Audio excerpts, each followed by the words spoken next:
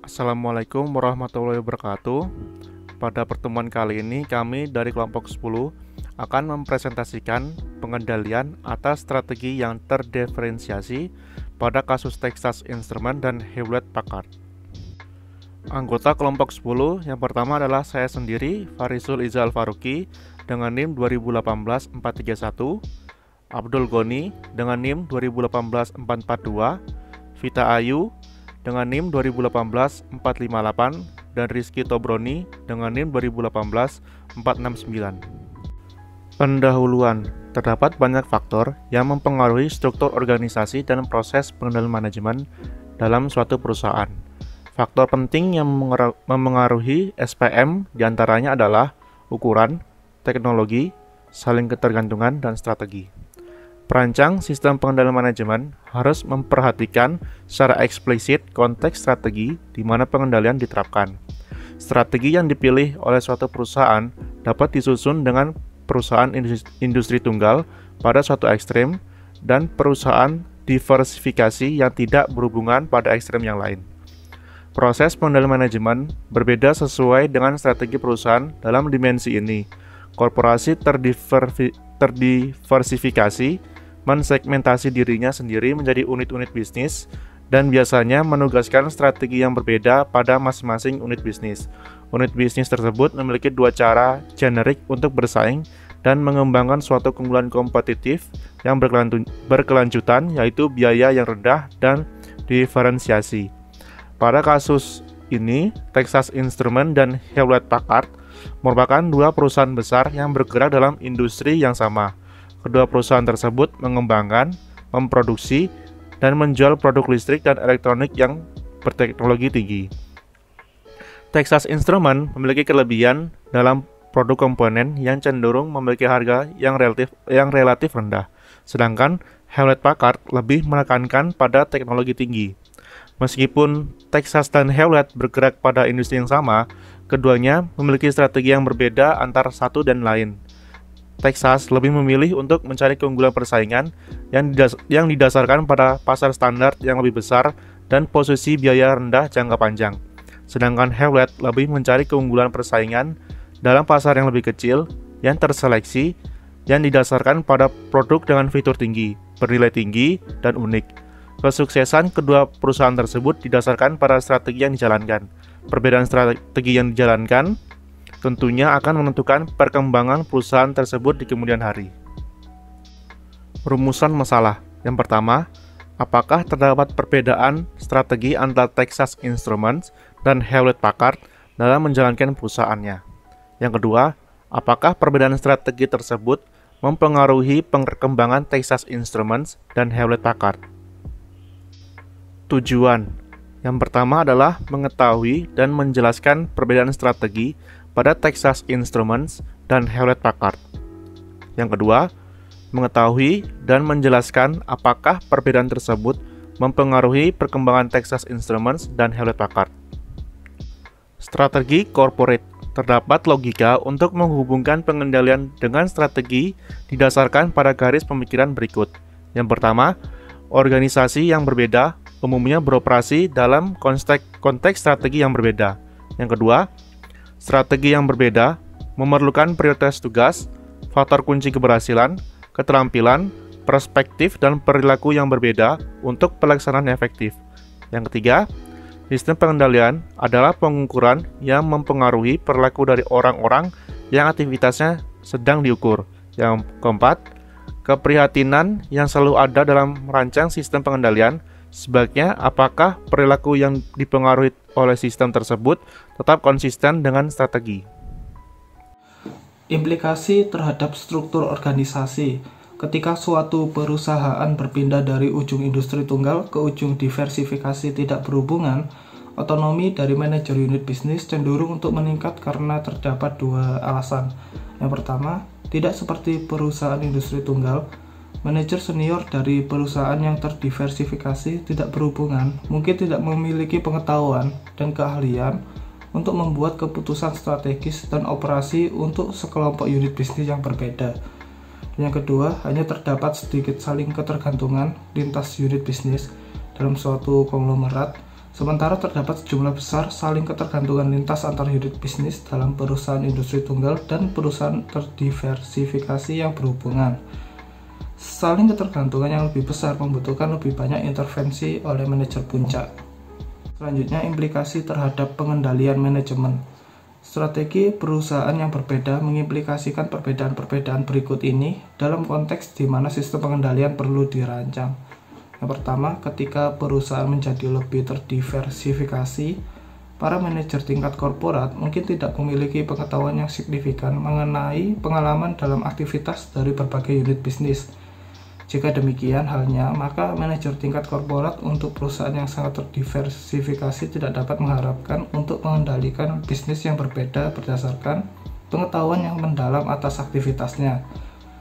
Yang kedua, perusahaan-perusahaan industri tunggal dan terdiversifikasi yang berhubungan memiliki kompetensi inti tingkat atas mana strategi yang hampir semua unit bisnis didasarkan.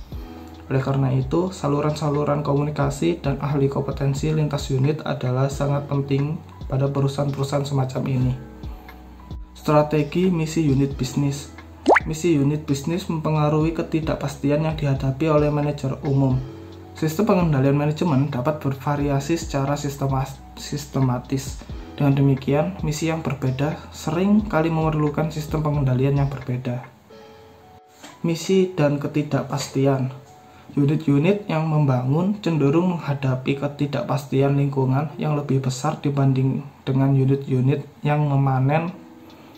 Dikarenakan, yang pertama, strategi membangun biasanya dilaksanakan pada tahap pertumbuhan dari siklus hidup produk, sementara strategi memanen biasanya dilaksanakan pada tahap dewasa atau menurun dari siklus hidup produk. Yang kedua, tujuan dari unit bisnis yang membangun adalah untuk meningkatkan pangsa pasar. Dan yang ketiga, baik dari sisi input maupun output, para manajer dari unit bisnis yang membangun cenderung mengalami ketergantungan yang besar. Misi dan rentang waktu. Pemilihan strategi membangun versus strategi memanen mempunyai implikasi trade-off antara laba jangka pendek versus laba jangka panjang. Strategi membangun pangsa pasar meliputi yang pertama, pemotongan harga, yang kedua, pengeluaran lead bank yang besar, dan yang ketiga, pengeluaran pembangunan pasar utama. Perencanaan strategis. Dalam mendesain proses perencanaan strategis, beberapa masalah desain perlu dipertimbangkan ketika lingkungan tidak pasti. Proses perencanaan strategi menjadi bagaimana cara untuk mengatasi ketidakpastian. Penyusunan anggaran. Perbedaan tambahan berikut dalam proses penyusunan anggaran kemungkinan besar ada di antara unit bisnis yang membangun dan unit bisnis yang memanen. Antara lain, yang pertama, berkebalikan dengan unit bisnis yang memanen, revisi anggaran kemungkinan lebih sering terjadi untuk unit bisnis yang membangun, karena perubahan lingkungan produk atau pasarnya lebih sering terjadi.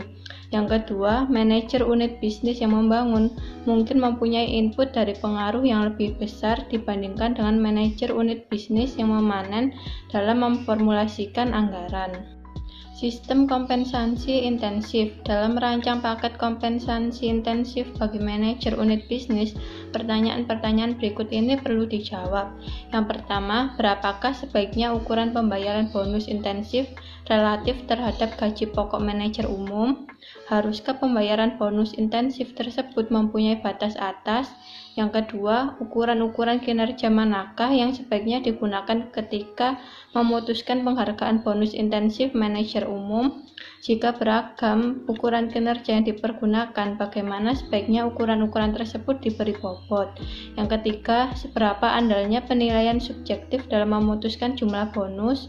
Yang keempat, seberapa sering penghargaan insentif dilakukan?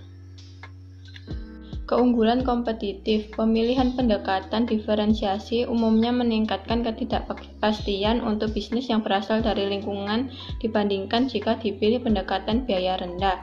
Hal ini dikarenakan oleh inovasi produk adalah lebih penting bagi unit bisnis terdiferensiasi, dan unit bisnis biaya rendah biasanya cenderung untuk mempunyai lini produk yang sempit guna meminimalkan biaya penyimpanan persediaan dan memperoleh manfaat dari skala ekonomi. Gaya manajemen puncak. Gaya manajemen merupakan gaya kepemimpinan manajemen puncak terhadap suatu pengendalian, sehingga fungsi pengendalian manajemen di suatu perusahaan dipengaruhi oleh gaya manajemen puncak. Perbedaan gaya manajemen puncak dipengaruhi oleh latar belakang dan karakteristik atau kepribadian.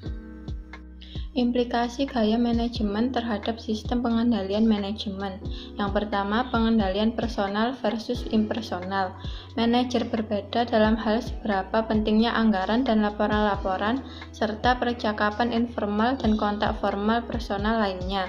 Beberapa manajer berorientasi pada angka. Para manajer yang lain berorientasi pada manusia. Yang kedua, pengendalian ketat versus pengendalian longgar. Manajer dari pusat tanggung jawab produksi rutin dapat dikendalikan dengan relatif ketat atau longgar, sehingga pengendalian aktual dapat mencerminkan gaya dari atasan manajer. Dengan demikian, tingkat ketaatan atau kelonggaran seringkali tidak diungkapkan oleh isi dari bentuk atau aspek dari dokumen pengendalian formal, peraturan-peraturan, atau prosedur. Gambaran umum perusahaan. Yang pertama, Hewlett-Packard atau HP. Hewlett-Packard atau yang lebih kita kenal dengan sebutan HP merupakan salah satu perusahaan penyedia teknologi terbesar di dunia. Hewlett-Packard didirikan oleh Bill Hewlett dan Dave Packard pada tahun 1939 di Palo Alto, California, dan dipimpin oleh CEO Mark Hart. HP adalah sebuah teknologi perusahaan yang beroperasi lebih dari 170 negara di seluruh dunia. HP memberikan bantuan berupa layanan yang dapat memberikan solusi masalah yang dihadapi masyarakat maupun perusahaan. Perusahaan ini menawarkan produk portofolio teknologi yang sangat lengkap. Gambaran umum perusahaan. Texas Instruments Incorporation atau TI. Texas Instruments Corporation, biasa disebut dengan TI, adalah sebuah perusahaan Amerika Serikat yang berpusat di Dallas, Texas, Amerika Serikat. Perusahaan ini mengembangkan dan memasarkan semikonduktor dan teknologi komputer. TI adalah produsen semikonduktor terbesar ketiga di dunia setelah Intel dan Samsung. Pemasok chip untuk peralatan seluler terbesar kedua setelah Qualcomm, dan produsen semikonduktor prosesor sinyal digital atau DSP dan analog terbesar di antara produk-produk semikonduktor lainnya. Setelah pengambilan alih National Semiconductor tahun 2011, perusahaan ini memiliki portofolio gabungan sebanyak 45.000 produk analog dan peralatan desain pelanggan. Pada tahun 2011, Texas Instruments menempati peringkat 175 dalam Fortune 500. Problem perusahaan. Texas Instruments dan Hewlett-Packard merupakan dua perusahaan besar yang bergerak dalam industri yang sama. Kedua perusahaan tersebut mengembangkan, memproduksi, dan menjual produk listrik dan elektronik dengan teknologi tinggi. Meskipun TI dan HP bergerak dalam industri yang sama, keduanya memiliki strategi yang sangat berbeda antara satu sama lain. Kesuksesan kedua perusahaan tersebut didasarkan pada strategi yang dijalankan. Perbedaan strategi yang dilakukan tersebut tentunya akan menentukan perkembangan perusahaan tersebut di kemudian hari. Evaluasi dan analisis. Perbedaan pemilihan strategi pada Texas Instruments dan Hewlett-Packard diakibatkan oleh jenis produk dan fokus produksi dari perusahaan tersebut. Berikut alasan Texas Instruments dalam memilih strategi. Texas Instruments fokus pada manufaktur komponen semikonduktor, produk digital seperti mini komputer, instrumen ilmiah, dan komputer personal. Elektronika pemerintahan seperti sistem radar, pemandu misil, dan sistem kontrol, dan sistem pengawasan inframerah. Pelanggan Texas Instruments adalah kalangan ilmuwan dan pemerintahan. Memiliki teknologi sensitif hingga produk dan teknologi tidak dapat dijual secara bebas. Evaluasi dan analisis. Setiap strategi yang dipilih akan menciptakan kelebihan dan kekurangan. Berikut adalah kelebihan dan kekurangan strategi yang diimplementasikan oleh Hewlett-Packard daripada Texas Instruments. Kelebihannya memiliki ragam produk dengan spesifikasi luas hingga customer bisa memilih yang sesuai dengan keinginannya. Inovasi terus-menerus dan mengikuti perkembangan teknologi akibat implementasi strategi. Kemampuan melaba yang kuat dengan melakukan efisiensi biaya dan mempertahankan harga. Beroperasi hampir di seluruh dunia karena mengimplementasikan portofolio perkembangan high growth dan high margin business. Evaluasi dan analisis kelemahan. Biaya produksi yang tinggi akibat perbuatan produk baru dan kostumisasi yang tinggi membutuhkan research dan development yang kuat dan terpercaya sehingga dapat membuat keputusan tepat apakah suatu produk telah berada dalam siklus tertingginya. Tingkat kekuatan dan kelemahan internal sangat berpengaruh pada masa depan dan keberadaan perusahaan.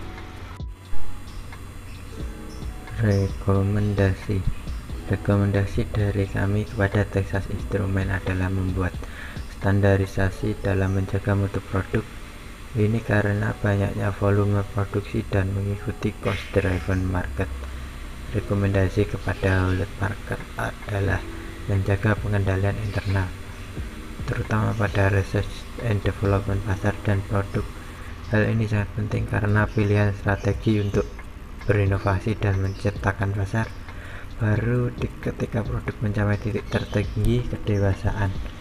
Selain itu, meningkatkan efisiensi biaya sangat penting karena tingkat optimisasi dan volume produksi yang kecil.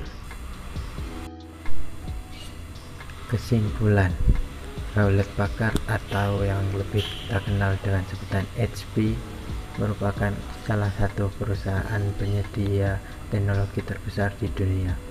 Texas Instruments Inc. biasa disebut dengan TI adalah sebuah perusahaan Amerika Serikat yang berpusat di Dallas, Texas, Amerika Serikat. Texas Instruments dan Hewlett-Packard merupakan dua perusahaan besar yang bergerak dalam industri yang sama. Kedua perusahaan tersebut mengembangkan, memproduksi, dan menjual produk listrik dan elektronik dengan teknologi tinggi. Meskipun TI dan HP bergerak dalam industri yang sama, keduanya memiliki strategi yang sangat berbeda antara satu sama lain. Kesuksesan kedua perusahaan tersebut didasarkan pada strategi yang dijalankan. Perbedaan strategi yang dilakukan tersebut tentunya akan menentukan perkembangan perusahaan tersebut di kemudian hari. Perusahaan dari kami berbeda. Rekomendasi dari kami kepada Texas Instruments adalah membuat standarisasi dalam menjaga mutu produk. Ini karena banyaknya volume produksi dan mengikuti cost driven market. Rekomendasi kepada Hewlett-Packard adalah menjaga pengendalian internal, terutama pada research and development pasar dan produk. Hal ini sangat penting karena pilihan strategi untuk selalu berinovasi dan menciptakan pasar baru ketika produk mencapai titik tertinggi kedewasaan. Selain itu, meningkatkan efisiensi biaya sangat penting karena tingkat kostumisasi dan volume produksi yang kecil.